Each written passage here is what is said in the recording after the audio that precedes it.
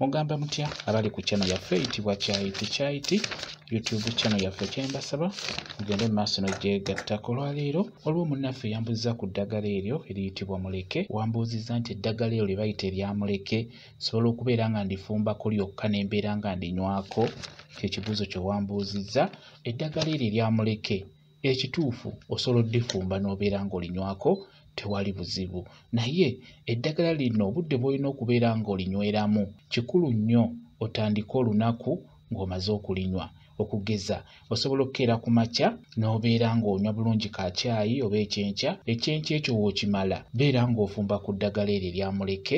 Genda ewasimba muleke oyo, funako obukoola bubiri, beera ng'ofumba bukoola bubiri bw'olina okukozesa muleke. Kikulu nnyo okozesa obukoola bubiri. Kati genda omunoge waali, funayo obukoola bubiri, buleete bulungi nnyo nga bw'olaba. Teeka otuzzi mu kaseffuliya, teekamu obukoola obwo bubiri obwa muleke nga bw'obulaba. Teeka ku kyoto, nze nfumbidde awo olaba. Teeka ku kyoto muleke atokote. Bw'atokota n'olaba nti butokose okumala eddakiika eziwerako, beera ng'obuggyako. Bugyeko buteeke ebbali awo, funa akasengejja, beera ng'osengejja amazzi ago, gateeka awo gawole.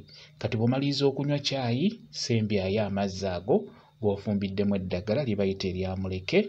Bw'omala okulya ekyenkya, beera ng'onywa amazzi ago, kijja kubeera ddala kirungi nnyo. Kwegamba kikulu nnyo omunywe wano ku makya ng'ogenda ku mulimo oba ng'otandika olunaku, kijja kuyambako. Kwegamba ebyo byonna by'oyinza okuyingiza munda mu lubuto nga si birungi bibeere nga bikuvaako, bibeere nga bikuleka. Gwabadde ambuuza ekibuuzo ekyo nti osobola okufumba ku ddagala eryo lye bayita erya muleke n'obeera ng'olinywako. Eyo osobola okulinywa n'ekikulu nnyo otandike olunaku ng'omaze okulinywa. Ekirala, eddagala eryo lye bayita erya muleke ddagala nnyo nnyo. Ku nsonga ezo osobola okufunako obukoola bubiri. Bw'obufuna obukoola obwo, bw'oba olinako olugendo gy'olaga oba ogenda kutambula n'oba nga tugeze ova wakaawo ogenda ku mulimo, ogenda kukeera nnyo, okola kiro, otambula kiro, kwata obukoola bubiri obwo buteeke mu nsawo ye ey'empale oba bbaaga yo ggwe omukyala, beera ng'otambula ogenda kutuuka bulungi gy'olaga. Muleke eddagala nnyo nnyo, tojja kusanga kintu kyonna singa onaaba olina obukoola obwo mu mpale yo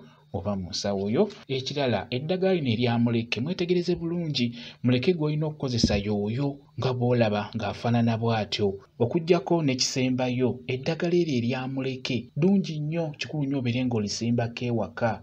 Ebizibuzibu ebyo ebintuntu eby'enjawulo bijja kuba bibaleka, tebijja kubatomera, tebijja kujja mu maka gammwe olw'ensonga nti akaddagala ako kalungi nnyo. Osobola okufuna obusuwa oba ekikebe n'okasimbamu, oba osobola okukasimba emabbali wa kompaawundi. Kalungi nnyo. Ebiseera ebisinga abantu bangi basimba ebimuli eby'enjawulo ewaka kuba muleke bamusimba nga kimuli waka. Naye ekyamazima ddagala era abamu balimanyi, balitegeera, n'alibulizabuliza mu bimuli omwo. Ddungi nnyo mubeere nga mulisimbako ewaka, lijja kugezaako bayamba okulwanyisa ebyo eby'enjawulo okubeera nga tebibatomera. Bwe kityo bwe kiri. Kambayo WhatsApp namba yange osobola okumbuuza, nja kwongera okukunnyonnyola ku ddagala eryo. WhatsApp namba yange eri 0778734 yeeyo WhatsApp namba yange.